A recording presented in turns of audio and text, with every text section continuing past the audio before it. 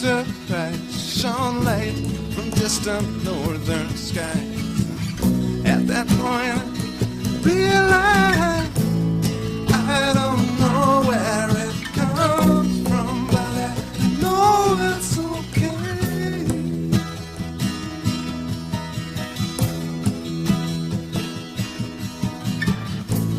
This is all an illusion, and I'm willing to play.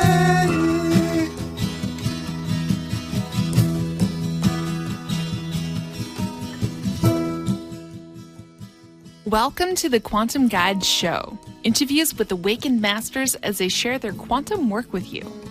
The Quantum Guide Show is produced by Karen Holton, creator of the 9 Steps to Quantum Health Transformation, a free 9-step online course to give you the tips and resources you need to thrive. Karen lost and continues to keep off 178 pounds of surplus body weight as she made her dreams come true. Whether you are awakening to the ascension process or simply want a wiser, more efficient lifestyle, this program is for you. No strings attached. The Quantum Guide Show is brought to you in part by Zendome's Orgonite, Karen's unique brand of orgone generators, ethically sourced, handmade, and double charged for maximum effect. Find out how orgone generators work and what they can do for you. Don't be fooled by imitations. Check out Karen's current selection, only available from her website, KarenHoltonHealthCoach.com, and on Facebook, facebook.com/Quantum Health Transformation. Enjoy the show.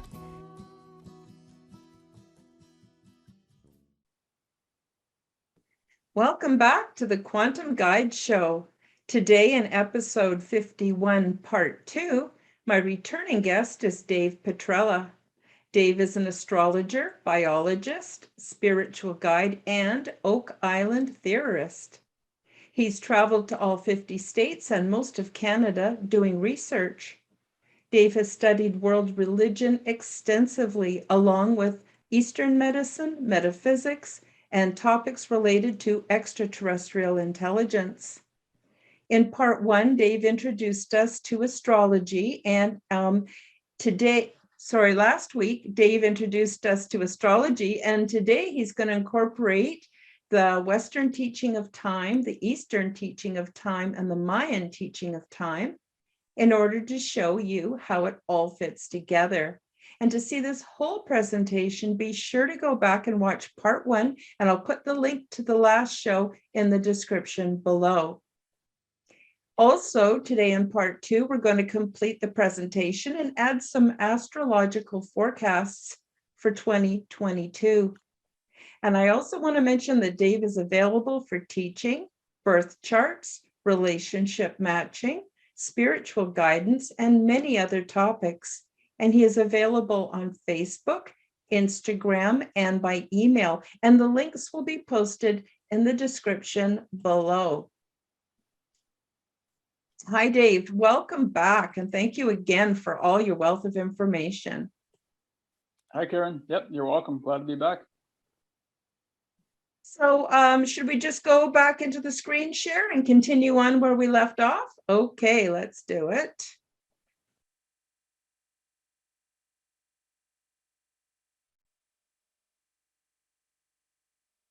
Here we go. So yes, the great year. That's where we left off last time. So take it away, Dave. Okay, great. Thanks, Karen. Okay, so last time we ended with basically talking about the age of Pisces transitioning into the age of Aquarius. And that roughly happened around 2012. And that's an important year because there was just a very, very large shift, and it's really still happening. You know, these are very long ages. They're each 2,160 years. So it takes a long time to accomplish something. And you need a fairly large lead up to actually, you know, get to that point that you're focused on. Okay, so so let's see. So the age of Aquarius. The age of Aquarius, again, started roughly in 2012. This is called the age of the machine. It's also called the age of man. Aquarius is really the only human in the zodiac. So this is our age, everyone. This is the age of the human. and which means you take the power back, you take the responsibility back, you start doing things for yourself. Aquarius is really focused on progression and humanitarianism, excuse me, and also futurism. And it's also kind of an age of you do your thing and I'm going to do my thing. You kind of let each other kind of just do without trying to interfere too much. That's if you were to meet an Aquarius person, that's what that person is generally going to be like. And so the age of Aquarius, 2012, you have a lot of things happening with automation. You have a lot of things happening with metal, working with metal, with machines, of course. That's where the computers come in. That's where the AI comes in. All this stuff, that's where the space race comes in. That's going to the moon and all these things. This is all Aquarius territory. And so we can understand why these things are happening when they are in history. And it's very, like I said, it's very specific. It's according to the great cycle of time, which is called the Great Year. At least in this instance, it's called the Great Year. There are also larger cycles of time, which I'm about to talk about once we finish with the Great Year here. Okay, so in each age, you see positive things, you see negative things. So they can all go either way. And how the fact that we have maybe less human contact now in person, everything's being done online and virtually and all this, even with the metaverse coming out now. Some people love it. Some people really don't like it. There are really good things about it. There's things that are not so great, at least in my opinion. And so we have to, this is the way to look at it, is that this is our backdrop for the next 2,160 years. So we have to learn how to live with that. And it's an opportunity to learn some lessons, specifically as provided by the energy of Aquarius. So if people want to understand this, then, like I said, the next 2,160 years, focus on Aquarius. Read about what Aquarius means. And it means all the things I just described. So the transition from Pisces into Aquarius is really rough. It's really rocky because the paradigm completely flips. It has to be pretty much destroyed and then built back up completely differently. And that started in a lot of people believe around 1963 or 1964. There was a 50-year buffer period that initiated the in-between period between Pisces and Aquarius. So 2012 was the end of that period. So we already had 50 years to transition. And in that time, you saw, the progressive hippie movement. You saw the space race. You saw the 70s, 80s, 90s, all these just unbelievably specific time periods. And all that was compressed into a very specific idea, which is that this is a buffer. This is how we get from Pisces to Aquarius. And you see a lot of people notice, speeding up of time and things like that. That's part of that transition, because you can't do it without bending space time and all of these things. It's a really, really intensive process. Okay, so the age of Aquarius. Now we know that we're in that. We're freshly in that. I mean, we might even be in that officially for 1 year, up to, I'd say, anywhere from 12 to 1 years, somewhere in there, that we've been in the age of Aquarius formally. Okay, now what I want to do really quickly is I want to look back at some of the previous ages. The last presentation I already talked about the age of Pisces, which is the age of Jesus. It's the age of the fish, of course, because Pisces are the two fish. And Jesus was, supposedly born around the year 0, which is the beginning of the age of Pisces. So he was the ascended master that came in to usher in the age of Pisces. And he was here throughout the entire age of Pisces. And now, in the way that we were used to, Jesus has left the earth plane. And now we have a representative from Saturn who is overseeing the activity on the earth. And that representative will be here through the end of the age of Aquarius. Okay, so the age of Aries was the age right before the age of Pisces. Now, the age of Aries is roughly 2000 BC to the year 0. And during this time, you had the Jewish people took a prominent part in world activities, and they had a lot of very important associations with the ram and the lamb. And people have to remember that, of course, Jesus was called the Lamb of God. There's the Passover lamb and all these ram motifs and all these things. They use ram's horns to blow as part of their tradition. So there's a reason, of course, for sacrifices, they use rams at times. And there's the reason for this is because it was the age of Aries, and Aries is the ram.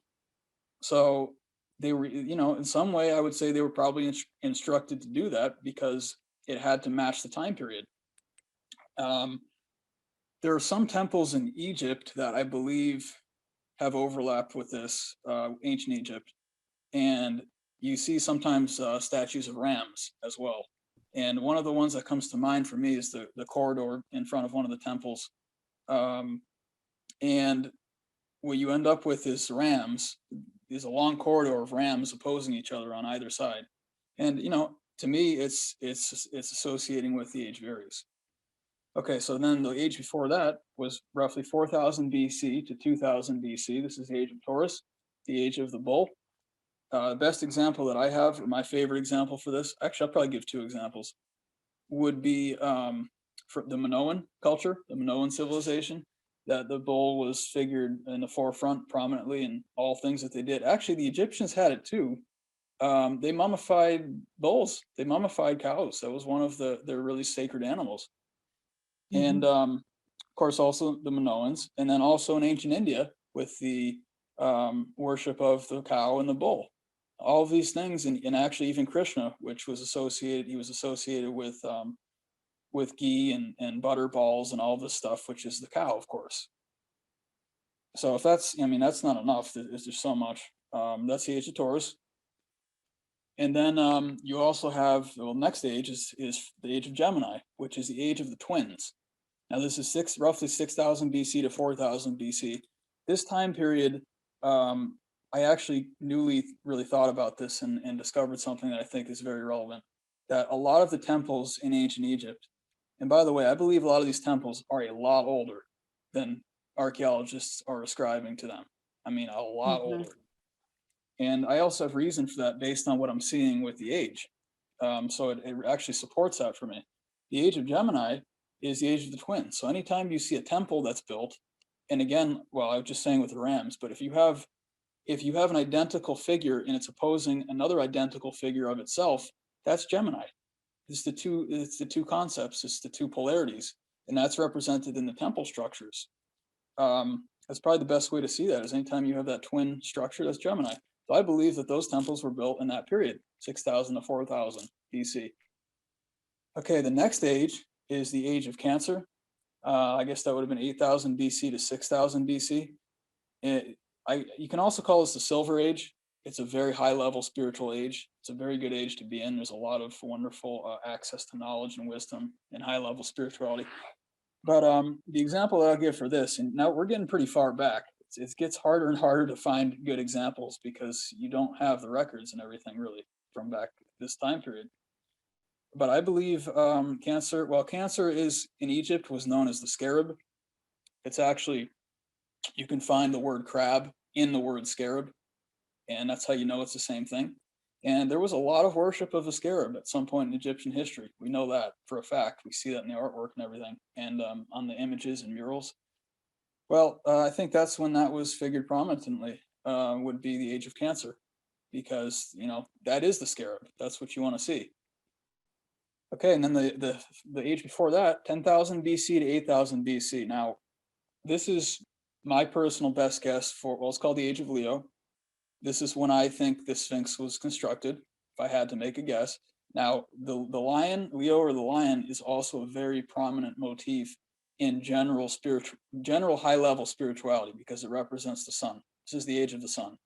This is the highest, it's called the golden age. It's another term for it. So, and there have been a lot of researchers that have found that it was created when Leo was on the horizon. And I think the constellation of Leo, and I think they ascribe 12,000 BC or 11,000 BC roughly. It's, for me, it's close enough. It's in that general frame.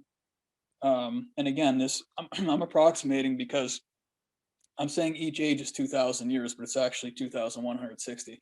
So that gets you, even further, a little further back than that. But we can see all of these things. Look for the animal. That's what I say, is that look for the animal that's associated with that age, and look what people were doing with it, and try to see if it makes sense that it would have fit in that timeline, that part of history. based on the year. Okay, and then there's the other ages too. Before that, I'll say one more, because after that I really don't know, because we don't have anything. Yeah, I think probably because of the Great Flood, I think it just wiped everything away.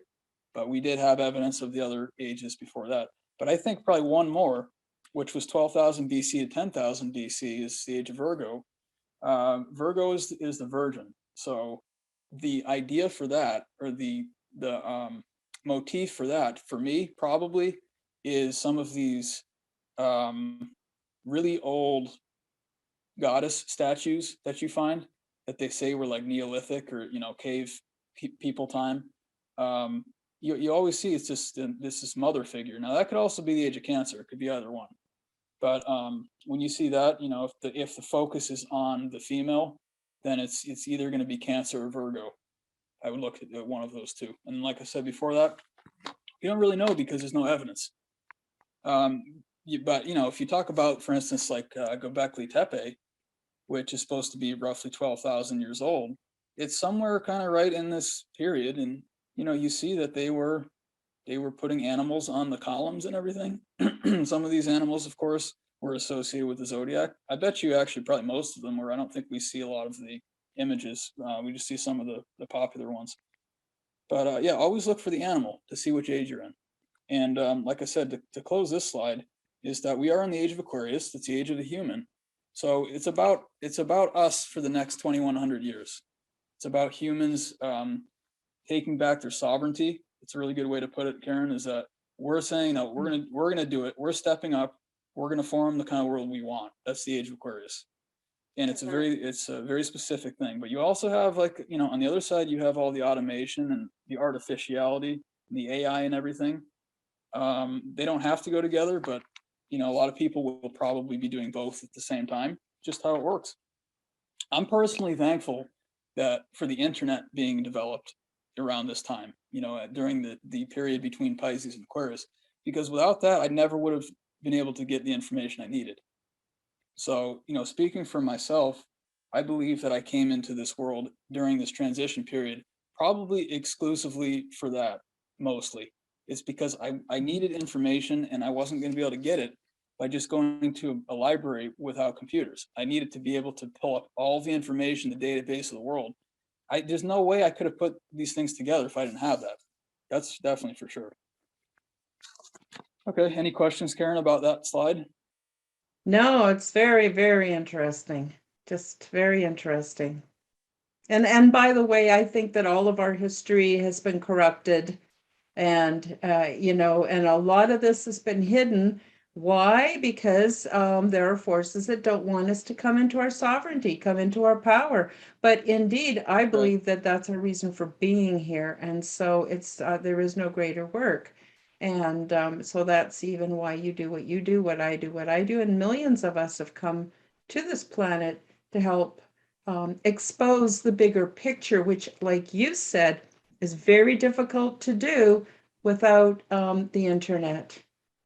Yep, that's right. That's right. And even when you have that, what I'm about to show everyone, it's the first time that I've presented this. And the reason for that is because I didn't figure it out until probably 2 weeks ago. So the timing was perfect. I mean, it is time. It is time, because we just went through the winter solstice, and that's a huge reset, very powerful period. And you'll see, actually, if you follow it every year, you'll see that there's very big things that happen always on the solstices and the equinoxes both. But no, I agree with you, Karen. Actually, I think I can explain a little bit better for people where this larger picture, this larger difficult period that we're going through is coming from. It is partly because of Aquarius, because Aquarius is it's kind of a cold time. It's kind of oppressive because it's ruled by Saturn. But on top of that, that doesn't necessarily mean, like, for instance, evil or anything like that. We're seeing a lot of those types of things as well. And I think that's coming from something a little bit different. And I'll explain what that is in the next 3 slides. We can move on, Karen, if you're ready. Okay. There we go. Okay, so now what I'm going to do is I'm going to talk about 2 of the other time cycles that have been used on this planet. So this table is relating to the Mayan time cycle. And you can see, I just have to move a little closer here, but you can see some of the numbers in there. I just want you guys to pay attention to, and this is a long count calendar. So this is the one that the December 21, 2012 date is based off of. And you can see at the top right there, 144,000 days. That's one of their periods. The one below that, 7,200 days. And the one below that, 360. And I know, if you guys are paying attention to the last video, I talked about the number 72. And I also talked about the number 360. So when I see these things, this is something I can work with because this is mathematics.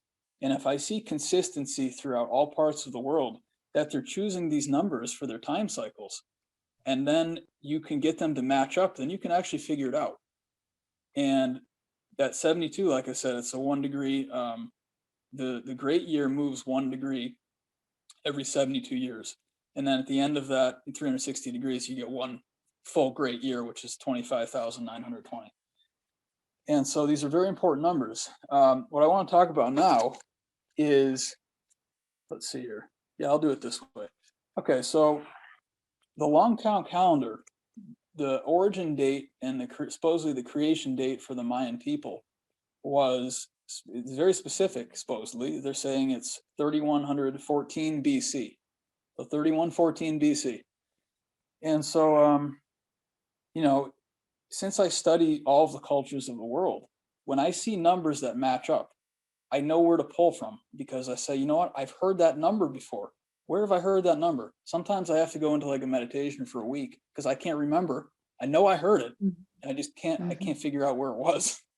But it's really important and for this specific piece of the puzzle, putting this together is very important that I figured that out. So before we go on to the next slide, I just want to say one more time to reiterate it. Mayan long count calendar started in 3114 BC. It ended in 2012 AD, which was the end of the Mayan calendar. It's when everyone thought the world was going to end. But really, it was the end of the world, not the end of the world. It was the end of the age of Pisces and the beginning of the Aquarius. So the Mayan people, they came in a very specific time period, which is, give or take 5,000 years. And they actually left the earth well before the end of that. I mean, they were gone a very long time ago. I thought it was like 300 AD or something, somewhere in there, 500 AD, maybe 700 AD. I don't know. But definitely before 1000 AD, they were completely gone, their civilization. And so now we're going to keep that number in mind, the 3114 BC. And actually, you can pull up the next slide, Karen. Okay, so now we're going to go to the other side of the world. And if you really think about this, we're going to be in ancient India now for a little bit. The Mayan civilization is literally halfway around the world from the Indian civilization, the ancient Indian civilization. And there's a huge question, and actually on more levels than one, about how were ideas transferred between the different continents? How were people even moving between these places? Was it ships? There were obviously not. Well, we don't think there were planes. I think there were. I think they're called vimanas in ancient India. We have lots of other motifs for that. One is the the solar barge from Egypt. There's a flying ship. There's some from Indonesia. They're all literally all over the world. These ideas of, and not only that, but some of them are animals. The story of Muhammad and the Buraq that he rode from Mecca to Jerusalem, it was a hybrid animal. And it is magical. These are magical times. We live in a little bit different system now, but everything was very, very, very different back in the ancient days. It was very magical. People were very in touch with their spirituality and with the quantum grid and all this stuff, that they could do things like that. So in any case, what I want to say is that the cycle in ancient India, it's called the Yuga Cycle. That's YUGA. And if people haven't heard this before, it's going to become very important if you can follow my train of thought here. So the Hindu god Krishna, which is still one of the primary gods in Hinduism, he was said to have left the earth. So his time, whether I believe he was an ascended master, so he could leave whenever he wanted to. It was not death, I'll tell you that right now. It was something different, very different from that. Probably, a dematerialization or a transfiguration into a light body, something of that nature. I feel very strongly about that. So the day that the date that Krishna left the planet was 3102 BC. That's 12 years different from the beginning of the Mayan calendar. So that's very, very shocking to me, especially on top of the fact that we also have some ideas that existed in Mesoamerica of, well, actually even the name Mayan. Maya is a Sanskrit word, first of all. It means illusion. So that word came from ancient India. And there are other stories in the Indian epics that talk about a gem actually being dropped in the Caribbean Sea by a demon god. And, you know, when you talk about a gem, you really should be also thinking about crystals. And when you're talking about the Caribbean, you should be thinking about Atlantis. So this is written in a very, very old document from ancient India, at least one, probably more than one. And when I see at least three things overlapping. We got those two dates. Krishna leaves. Okay, the Mayans show up within 12 years of each other. And we're talking thousands of years of time. That is to me a very direct correlation. And actually, I had just mentioned that the beginning of the age of Aquarius, I myself give it a 12-year span from 2008 to 2020. It's the same little bracket right in there. It's, you know, it's like a shifting bracket when things can change. So essentially, it's the same date. 3102 BC, Krishna leaves. The Mayans show up on Earth, probably through a wormhole. Is what I'm going to say. It's what I believe. They said they came from the Pleiades. You know, the Mayans themselves said that. And then I think they went back to the Pleiades, either in a wormhole or on some kind of extraterrestrial ship or craft that landed, and they all went in and they were gone. Because from the stories of ancient history, suddenly it was that they were completely gone suddenly. No one had any idea what happened to them. And when you have a civilization of, I don't know what it was, maybe 100,000 or more people, you know, how does that happen? Very, very strange. Okay, so anyway, you have the overlap with, excuse me, with the time. Krishna leaves the planet, Mayans show up, that's number one. Number two, the word Maya is a Sanskrit word, which comes from India. And then three, you have these stories about gems and crystals being dropped in the Atlantic Ocean. You know, one of the things is how did they even know the Caribbean existed? This is ancient India. How are you getting between? You have to go all the way over the Pacific Ocean. Very, very strange. And for me, it's a very simple answer. It was their flying craft, which were called the Vimanas. They were powered by a closed system mercury vortex, supposedly, which can generate, when you apply electricity to it, it generates an extreme amount of lift. And actually, we can, I believe that scientists have actually proven that you can generate lift with liquid mercury in a vortex and applying electricity. So that's not outside the realm of physics either. That actually makes sense. So you have all those things overlapping. Okay, so, and we know the Mayans, you know, their cycle ended 2012. They left before that. So now what we're going to do is we're going to pick up with the Yuga system and the Yuga cycle, which is what you guys see in front of you here. And this is the ancient Indian cycle of time. It's a very, very, very large cycle of time. It is much bigger than what we just went through, which is called the Great Year. Great Year is 25,920 years. So this cycle, it talks about a larger cycle. So the Great Year is happening within an even larger cycle.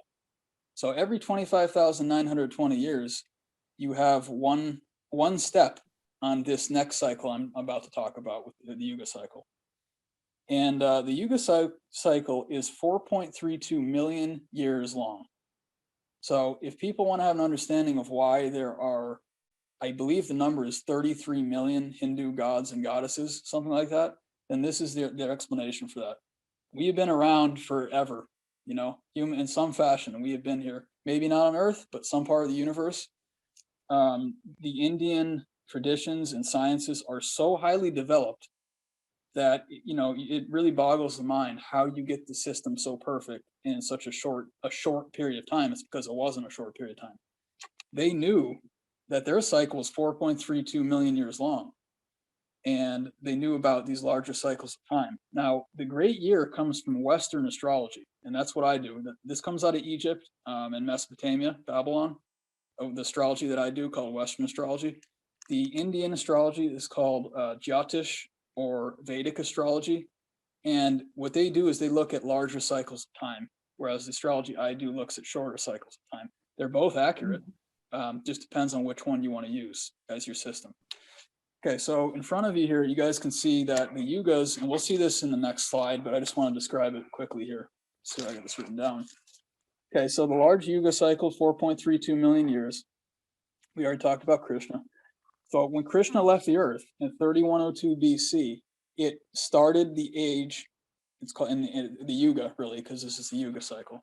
It was called Kali Yuga, if people have heard of Kali Yuga before. He leaves and the age of Kali Yuga begins. So 3102, Kali Yuga begins. And so we're only, 5,000 years into that now, roughly. And Kali Yuga is 432,000 years long. Like I said, huge cycles of time. You can't even really conceive of it. So we have another, 427,000 years of Kali Yuga. Kali Yuga is characterized by a very dark period. This is the period where there's a real lack of true spirituality and authenticity and understanding and taking care of one another and all these things. And actually, that's what accounts for the larger backdrop that we're seeing right now, which is it seems like there's a lot of evil in the world and difficult things that shouldn't be here maybe. And it's because of this larger cycle. I don't think it's because of the great year. It's because of this even bigger cycle. That period started in 3102 BC. A very dark time. Out of all of the four kinds of yugas, Kali Yuga is the darkest. We're in the most difficult period, and we just started it. Okay, so Kali Yuga, 430,000, 2 years. And then the next one, after that's done, is called Vapara Yuga. It's actually 2 times as long as Kali Yuga. And so it's 864,000 years long. And then we have what's called Treta Yuga, which is 1.5 times as long as Vapara Yuga, and that's 1.246 million years long. And then the last one's called Satya Yuga. This is the large golden age. This is where you want to be. That one's 1.33 repeating times as long as Treta Yuga, and it's 1.728 million years long. And when you add up all of those yugas, you get 4.32 million, which is the complete cycle. Okay, so we can go on to the next slide, Karen, if you don't mind. Okay, now this is how the Yuga cycle looks. And you'll notice it's an ellipse. It's not a circle like the zodiac. It's slightly different. And hopefully everyone can read some of the titles in there. Don't pay attention to the number of years. Those it's far too short. The years I told you are the correct ones. Minimum of 432,000. By the way, those numbers, the length of the Yuga years are also all divisible by 12. So the system I use matches up with the Mayan system, which matches up with this system. You just have to see where it fits. And I can't comment on this larger cycle except what I know about the ancient Indian period and, what they talk about, because I've only been here for, 30 and a half years. I'm going off of what they're saying. I'm using intuition to try to pull information. And it actually fits the local narrative and the narrative of the culture. So you can see why we're going through such a dark time, because, we've actually been in the Kali Yuga for over 5,000 years already. We're just getting into the heart of it. I mean, we're not even getting into the heart of it. We're at the beginning. Okay, so you can see the over the very far top right is what is called, it's one of two things. It's either the binary star to our sun, or you can call it the great central sun. I like calling it the central sun. That one works for me a little bit better. But a lot of scientists believe that our sun is in tandem with another sun. And actually that other sun, I believe, is actually Sirius. So again, we're talking about within our solar system, this is according to the ancient model, Sirius, which is the blue sun, it's a spiritual sun that created our yellow sun star. I think those are the two binary stars. And I think that big sun that you're seeing at the top right is called the central sun. And this would be part of a picture, little bubbles on the edge of this ellipse. And each of those bubbles is a separate solar system. So it's our solar system plus like billions of others, if not trillions of others. I have no idea how many, moving around this thing together. But we're closed off from the other solar systems, but we're all moving around this big cycle. And that's what the Yuga shows you. So anyway, at the bottom left is Kali Yuga, and you can see the others that I described. And as you get closer to that central sun, which is you can see on the middle of that red line, that big sun there, you're going to be getting towards an improving time of high level spirituality, kindness, and creativity and freedom and all these wonderful things. And so once you get into the last two quadrants, which are Treta Yuga and Satya Yuga, you end up being very close to the central sun. And that's the reason why you have this enlightenment period. It's a really wonderful place to be in, Treta and Satya Yuga. And that's the large cycle of time. So I hope that kind of makes sense. You can see that the Mayans, they came in as part of the Great Year, which is the slide that I just described. And then to understand where everything is, all of the solar systems, the created solar systems in the larger system, you have to look at the Yugas. And for the Yugas, we're in Kali Yuga, like I explained, which is a difficult time. It's a period of darkness and ignorance and things that really challenge humanity. But the good news is that in the Great Year, which is a smaller period, we get some reprieve every so often because you go into a new age. And, once we come up the other side, once we're through the age of Aquarius, and I would say once we get to like the age of Libra, which is, let's see, 2, 4, 6, 8, about 8,000 years from now, it's going to start to be pretty good. It'll feel kind of like the age of Pisces a little bit. It's kind of comparable to that. And then once you cross the line, you end up in Virgo, you're pretty close to the golden age. We're going to be back there. So I hope some of that makes sense to people. Spend some time with the diagrams and think about it. Get your calculator out if you want. You'll be able to see the mathematics are perfect. Everything fits in really well. And I would imagine there's cycles that are even larger than this. That this is big enough. I don't need for me another one to try to understand. The 4.32 million year cycle. I'd like to see how that actually works before I move on to the next one because I can't see that one. But I hope people are fascinated by that. It certainly fascinates me. And it's very interesting. I just wanted to say that I've had many of my own paranormal adventures, which includes receiving information from guides. And the way I've had it shown to me, and I'm not exactly able to put the whole thing into words, but it was like, do you know those watches and those clocks they used to have at the 18th century where it was all these little gears, and one gear would turn another gear, which turned another gear, which turned another gear? Well, that's how my guide showed me how the universe, or at least, our solar system, our galaxy, and even the whole universe, how it actually works. I was shocked at how mechanical and very precision based it was. And then in another vision, I saw that time and space is more like a coil, which again is cycles, which is exactly what you've been talking about, rather than a linear long string of time like what we've been taught. So what's interesting to me, Dave, not to take away from your presentation, but everything you've talked about here resonates with what I have seen in vision. When I see it in vision, it's very complex and abstract, so it's difficult to put into words, but it fits perfectly with what you're talking about here. So I'm just amazed that you were able to put it together so beautifully for us and help us to understand that it's cycles within cycles within cycles, and they're all based on math. So they're all complementary. They don't take away from each way of looking at it. So to me, this is very, very fascinating. Yeah, you're welcome, Karen. That's right. You can think about it as a clock with many gears that are on top of each other. They move at different rates in different cycles, sometimes different shapes. And that the universe, well, I should say the universe, anything is possible in the universe. But if you're talking about a created system, which obviously our local system, which is the Great Year System, well, it's actually the year system first. So one calendar year, we go through the cycle of all the 12 signs. Then one great year, we go through all 12 ages. And then you have the Yuga cycle, which is you're going through the 4 different yugas, and you have 2 sides of that. So you get to see each side of that, which would be like applying and separating in astrology. One side you're applying the energy, the other side you're separating it. But it'll be similar otherwise.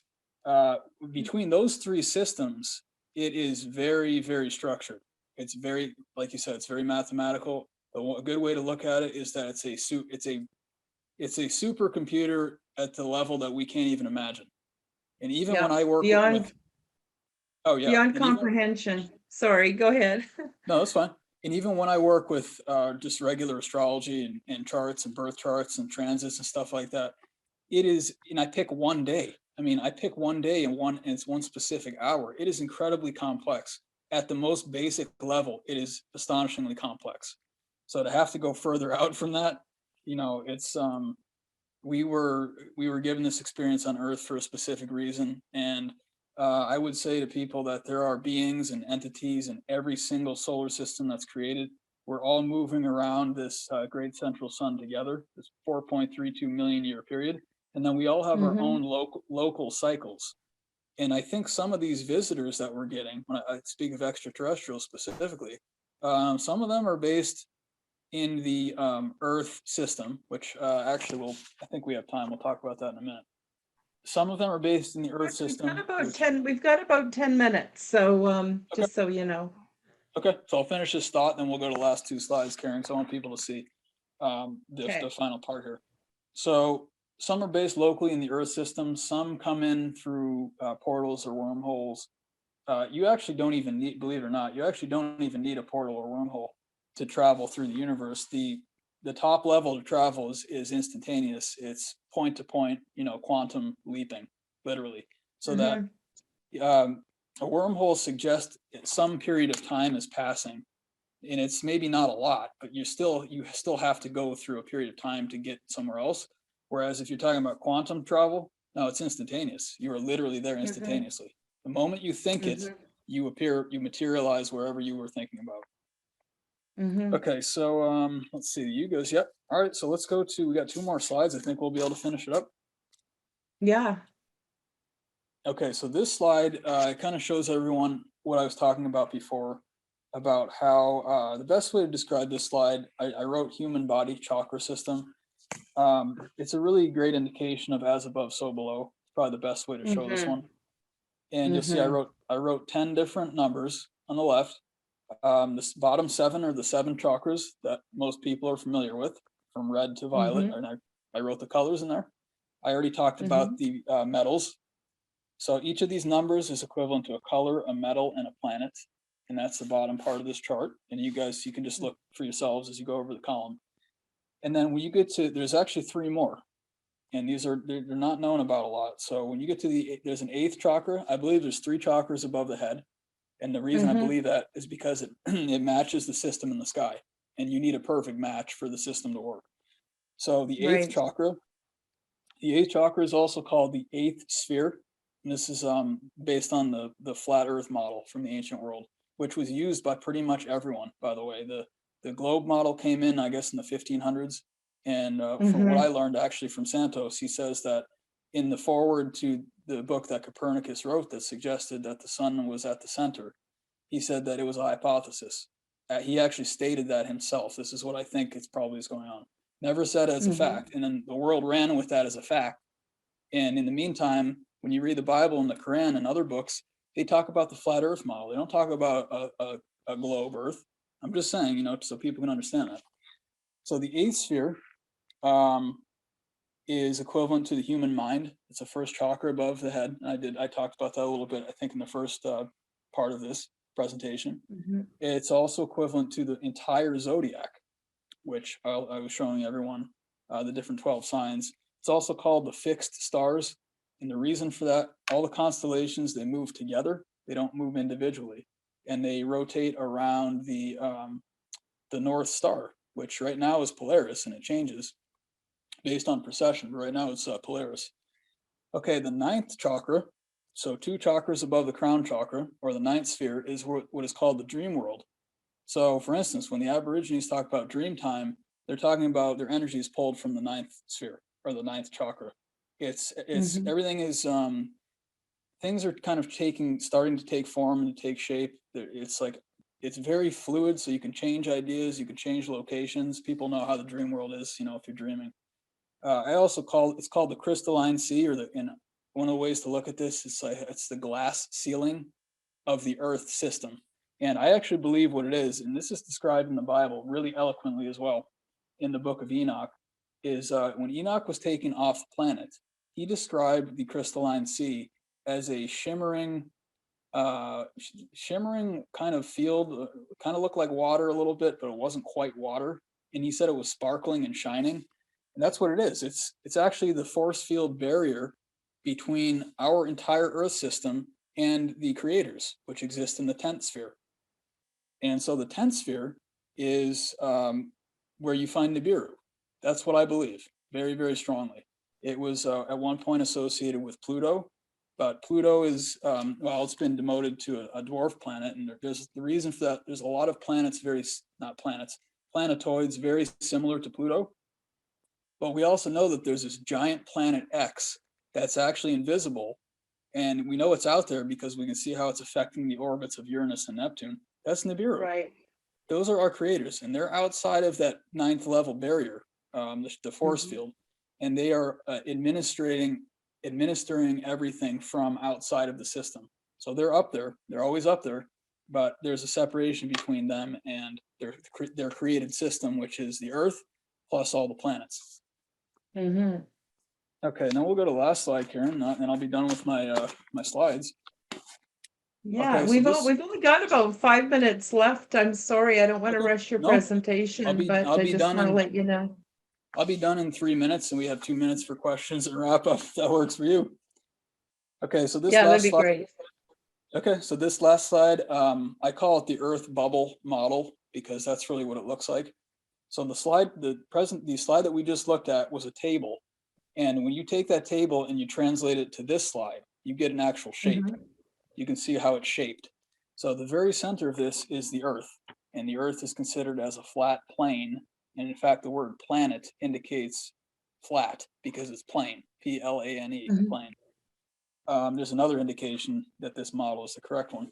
So the Earth in the Norse tradition is called Midgard, which means the middle garden. So they knew it was at the center. And when they drew this, they drew it as Yggdrasil, which is the cosmic axis or the world tree. And it's how all of the dimensions and spheres and planets are stacked on top of each other, kind of like the Russian nesting doll system. Yes. It's that they're enclosed inside each other, and that's how this works. They're circles within circles within circles. Again, you have that same cycle model. It's always like that, at least in this created system. And you already listed the planets for everyone. As you go up, everything above the Earth are called the heavens traditionally.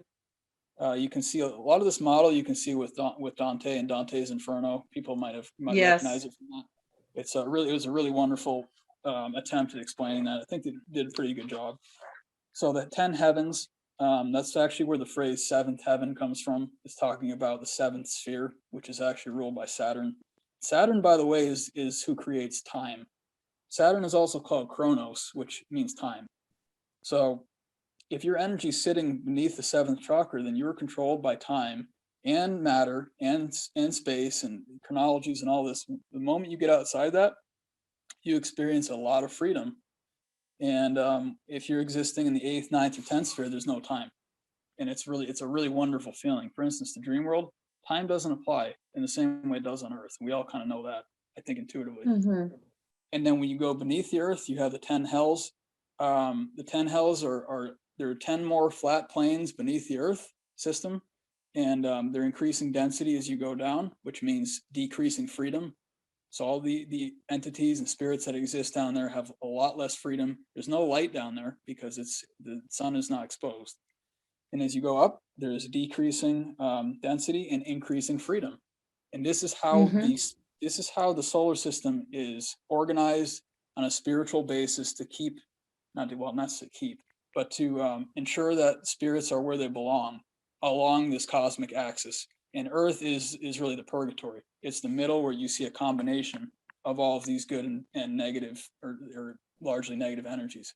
But as you go up, they can get a lot nicer and a lot easier. Okay, Karen, that's it for my presentation. Okay, well, I'm just going to stop the screen share and bring you back. And that was amazing, Dave. Thank you so much. And it's hard to fit that much information into a small presentation, but you've done a heck of a good job.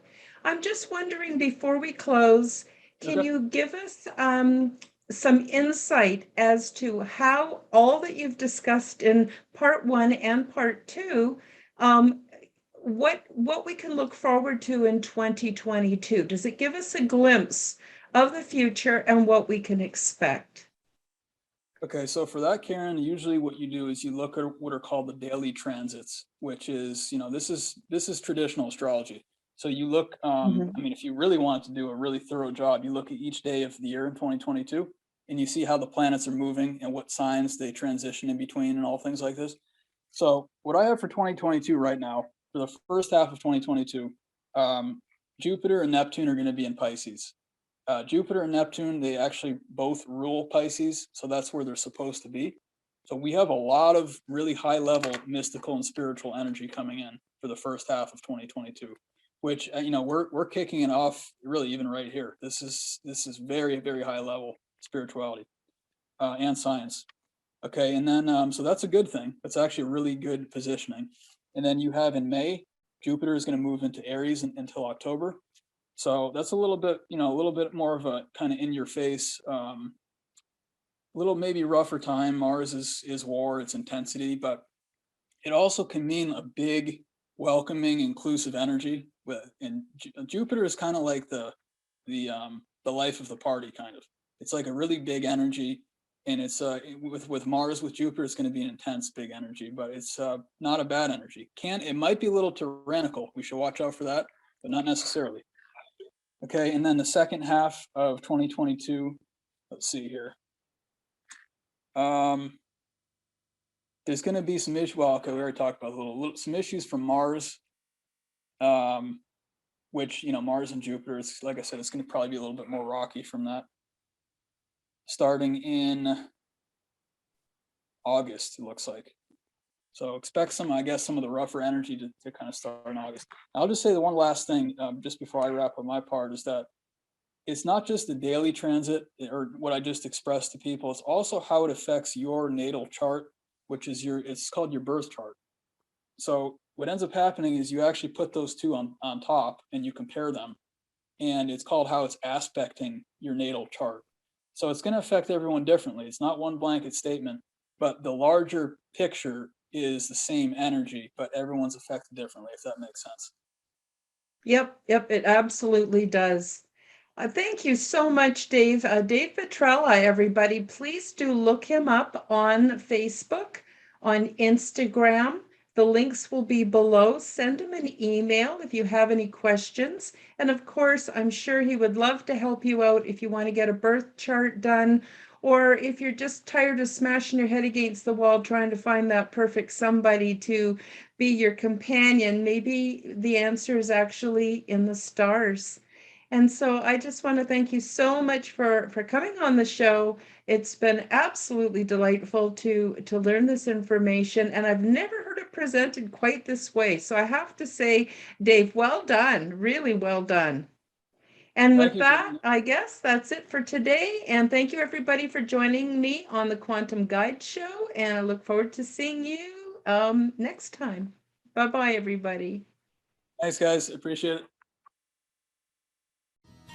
Thank you for joining us for the Quantum Guide Show. Become the change you wish to see in the world. Subscribe to Karen's YouTube channel, click the like button, and share this show with your friends. Check out Karen's website at KarenHoltonHealthCoach.com. All the links are available in the description box below. Until the next time, keep up the good work.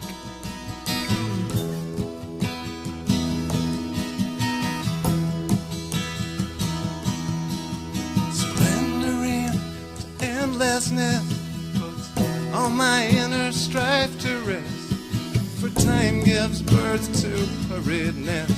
It all makes sense, well, more or less, and the sages put me to their test, with heart and soul to do my best to find the answers to my quest. I wonder and I must confess, I don't know where it comes from, but I know it's okay.